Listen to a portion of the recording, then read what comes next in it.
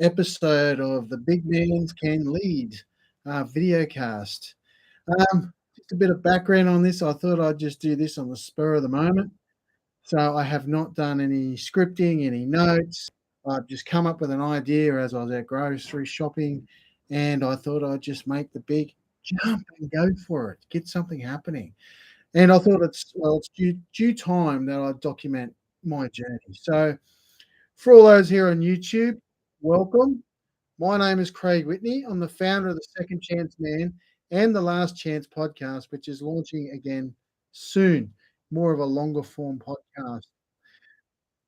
I'd rather keep this one a little bit shorter because men's brains are, particularly men who may be going through a bit at the moment, maybe have a very short attention span. So if you're out there, you're a man who may be getting picked on because of his weight by his loved ones, his wife, his significant other, maybe suffering some health issues such as obesity, sleep apnea, overeating, or addictions, or anything like that, then this video cast is for you. This is a little bit different to what my other productions are going to be. This is essentially focused on inspiration from my journey on where I've come from, on my weight loss journey to where I am now and to where I'm going. Okay. So start at the beginning because I want to keep men's attentions, and particularly overweight men is the one I'm talking. I'm talking to you from man to man, eye to eye, heart to heart. Yeah.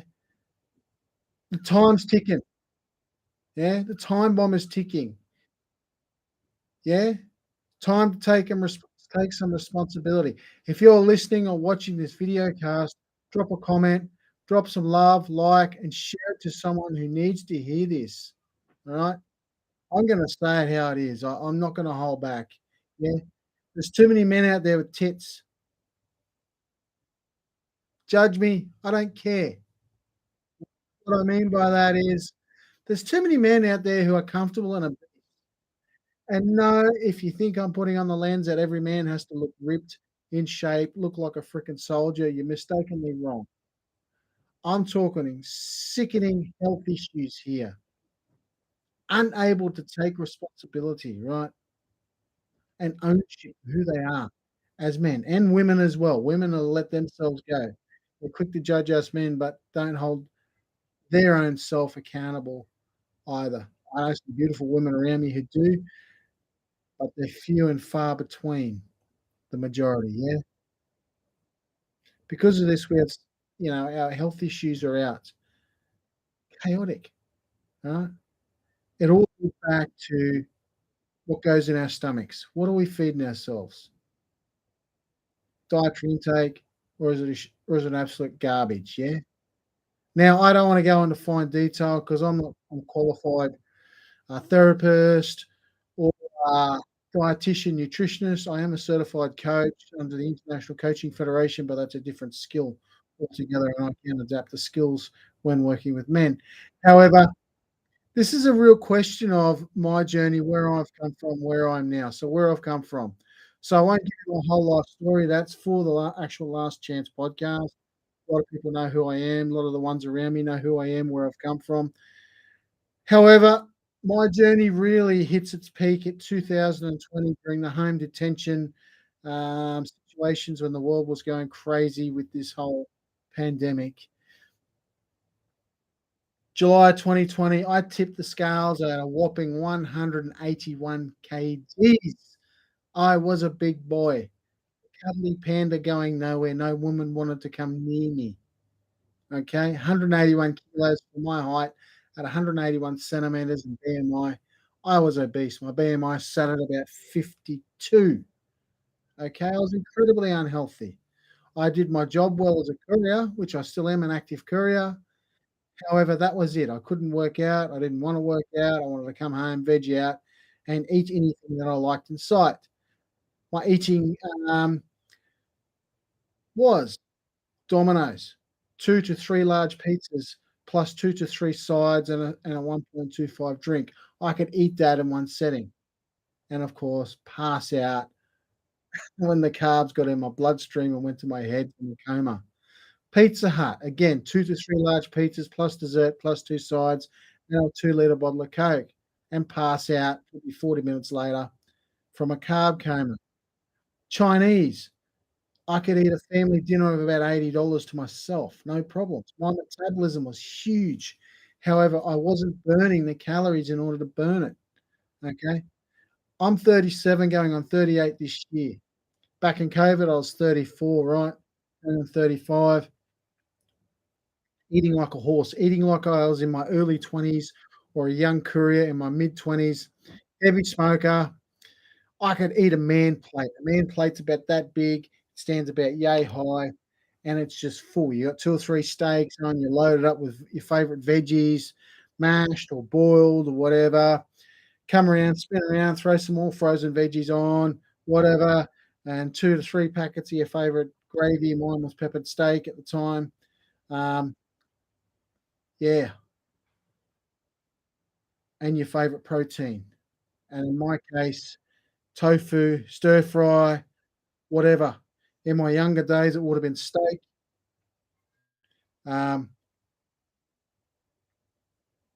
Particularly in my young, career days, yeah, 2 to 3 different steaks, and I would divulge that.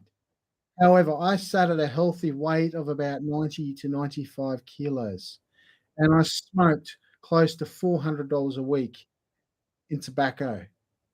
That was a packet of Winfield Red for my Australian and English friends, 50-gram roll-on tobacco every second day, no worries. Okay, I was a complete fucking fat loser by the time I hit 2020. No woman wanted to come near me for a date. I was eating myself to death. Mind you, I was recovering from my own mental health issues as well, from all the court case stuff that went through in 2018, 2019. But I was destroying myself, and I went vegan at the end of October. I think it was around October 2018. However, the vegan market is also the fastest market in the world, from 0 to $1 billion, and that includes fast food and junk. So people like me and go, "Yay, I can get a Hungry Jack's, 3 large plant-based burger meals, thank you." Boom, done. Go to Pizza Hut, 3 large plant-based pizzas, please, and 3 sides and a bottle of Coke. Thank you. It gave me a reason to gorge, yeah? Might meanwhile, do it for the animals, yeah, too right, but destroy my health in the meantime. What good was that? So that's my story of where I got to as an obese man. An obese, 181 kilos, I'll amplify that. And I've met men that are way bigger than me and way heavier than me, but 181 kilos was very heavy on my ankles. And the way I was going was pretty much the way my father went. Heart attack, obesity, okay? So 2022, I was challenged to make a choice because I was getting to the stage of starting to commercialize the Second Chance Man, which I am. It's fully commercialized now, on the market, ready to go. And I was challenged by a group of men to get in shape, take responsibility for my health. Yeah. So I started the Andy Frisella's 75 Hard program, and I've been doing that. Oh, geez. It'll be close to just over 2.5 years now. So 2021, yeah, 22, 23, yeah. 2.5 years, I've lost count, working out twice a day, 2 45 minutes. So I went from a man who couldn't barely swing an 8-kilo kettlebell to a man who could swing a 24 kg kettlebell straight, doing 45-minute sets. I was doing, sports sets as well to the best of my ability, um, 3 to 4-minute runs. I was really getting into shape. And this year, Christmas this year, I made this decision because I hit a 6-month block, a wall, they call it in the fitness industry, where you don't gain weight, you don't lose weight, you don't get any results. I sat at 130 kilos dead. So I'd stripped down from 181 back in 2020 to about 130. That's a massive result, but I'm greedy. I wanted more, man. I still had tits. I still had 3 rolls in my gut. Still no dates from a woman. Okay. I needed to get myself into shape. And no, this is not a matter of people accepting people for who you are. There's a baseline to that. But they're also accepting you as a man, as a leader for who you can become. That is not an exception. Okay. So this year I decided to have surgery literally 7 days ago. Here, I'll even show you. Okay. 1, 2, 3, 4, 5. Yeah. I have 5 keyhole surgery marks, and this is a note for myself for my journey right now here on the 20th of April 2023, and it's also an inspiration point and a starting point for you men out there that you can take fucking action no matter what the action is and how desperate you are. You can do something. Move forward. I'm sick of these damn excuses out there of why they can't do. Do it. Take action. I started with an 8 kg kettlebell and a vision. That's all I had, and followed a kettlebell workout app. And I got my weight down gradually and changed my eating habits and started fasting 1 to 2 days a week. Okay. I have no regrets about this surgery. And it's something I'd recommend to men out there as well, thinking about it, looking at it with a credible surgeon only, none of these Hollywood TikTok stars that ruin you, but someone who's highly credible. And if you drop your comments down below, if you know someone who could benefit from that, I could easily refer them on to this surgeon. He's number one in Queensland. He's Australian trained. He also lectures at the Queensland University of Technology, and he's also head of the Queensland Surgeons Board, Australia. Highly credible surgeon, yeah? This is not an advertisement. This is simply an experience, okay? So my next question is, are you a man out there who is overweight, obese, suffering health issues, sleep apnea even, okay? Just one of many that obesity brings, yeah? Are you suffering overwhelm? Now, the fitness industry and the supplement business are 2 very, I say, corrupt businesses because there's nothing really in depth. And what I mean in depth, there's nothing really in depth individually on scientific studies. They all beat the same drum. Yes, academics will all agree that exercise and proper nutrition equal to lower rates of depression, which suicide rates and everything else can fall, and also live a longer, healthier life. That is the norm. However, the fitness industry stereotypes, man, that if they get in the gym, they can all get ripped. They can all look like Arnold Schwarzenegger or a young Sylvester Stallone, and that working out, hitting the weights is the only way to go. I call bullshit on that. Same with the supplement business, okay? Every supplement has their own paid academic to do the science and studies behind it. That's great. However, not all supplements work because not all supplements are suited for your own body's genetics. I read a study recently of the Chinese medicine. Out of 197 herbs that go into the Chinese medicine, only 97 are credible. Doesn't that say something about natural medicine? That it's just a take industry? That's the point I'm getting. So you may be a man out there who's sitting there pulling his hair out going, "I've tried every fucking diet on the market. I've tried every supplement on the market that I can afford. I've tried numerous coaches on the market, but I haven't shifted my health. What now?" The question is, what now? Well, I've just showed you a photo earlier of who I am and my surgery, what I look like. I'm no Arnold Schwarzenegger. I'm a man just like you who's on this journey, yeah? Follow me, like, give us a love heart, leave some comments, just be nice, play nice, be encouraging. That's all I ask. I'm a man on my journey. Follow me. This is a vlog. Obviously, I'm far from where I wanna be. I had my surgery last Thursday at 4:45 PM. I weighed in at 134 kilos, I believe, on the scales before surgery, and I'm sitting at about 121 now. So I've lost 13, 14 kilos in 7 days Mind you, I haven't eaten solid. I've only been drinking fluids, and I'm on fluids for another week, and then I can move on to puree. But that's the process I'm going through. Am I making myself sort of clear here? Are you getting this message? Leave some feedback below. Or is it just like another pizza that goes into your mouth, into your belly, and into your bloodstream and into your brain and sends you into a comatose? I don't want that. I want to see men and women changing their lives because I don't know if you know, man, but your woman will leave you if you don't take responsibility for your life. And I'm going to be harsh and brute to the point on this, just like everywhere else. I stick my face on live stream.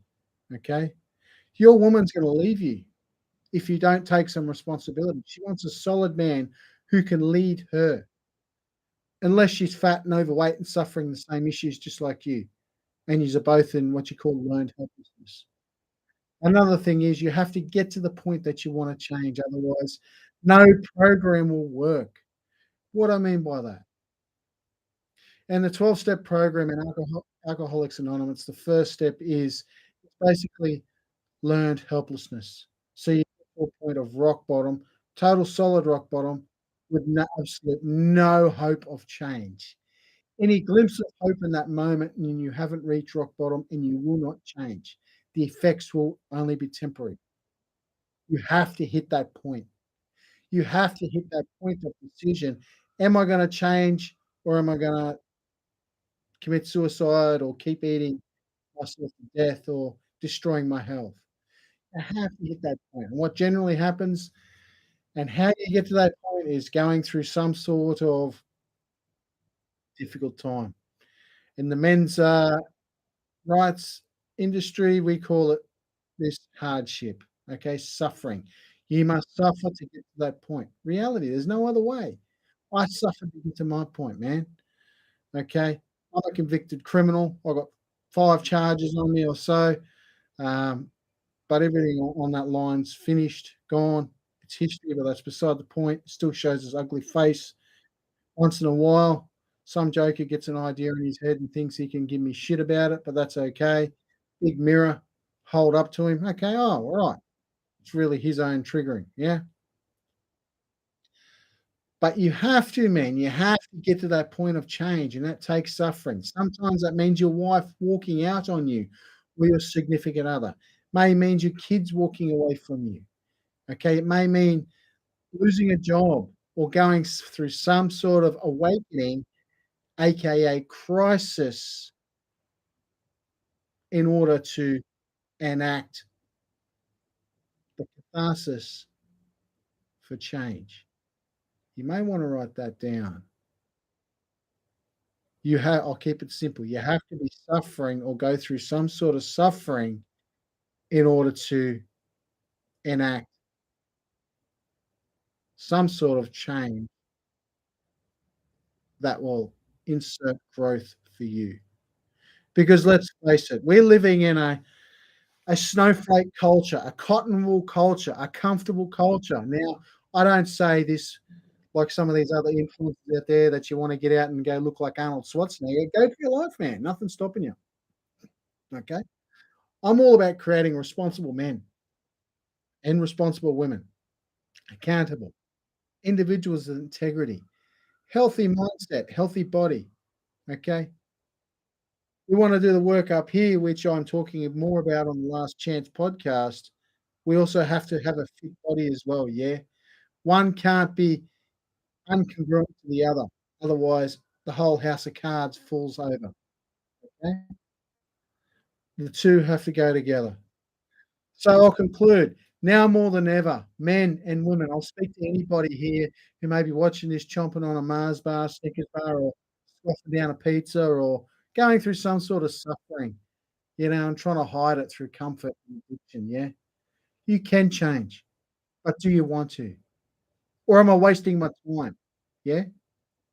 Are we just gonna keep burying young men and women because they can't take some damn fucking responsibility to ownership of their life? There's more dreams gone to the fucking graveyard than there is great ideas taken to the world because men and women don't have the gall and the backbone to take some fucking responsibility for themselves and stand up and go, "Hey, I've got a problem."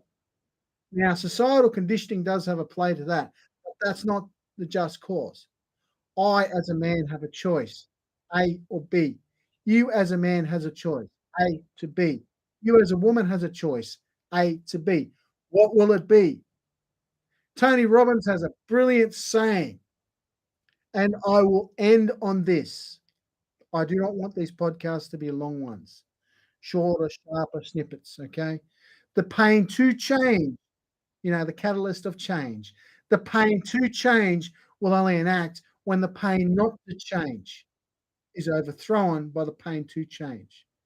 What I'm saying is that point of suffering to change must be greater than the comfort of not to change. If you're comfortable and complacent, you won't change. You'll just give me a fucking excuse. All right? Don't give a shit. Don't cry to me. All right? This is transformation or take a damn hike. Simple as that. I'm not interested in excuses. All right?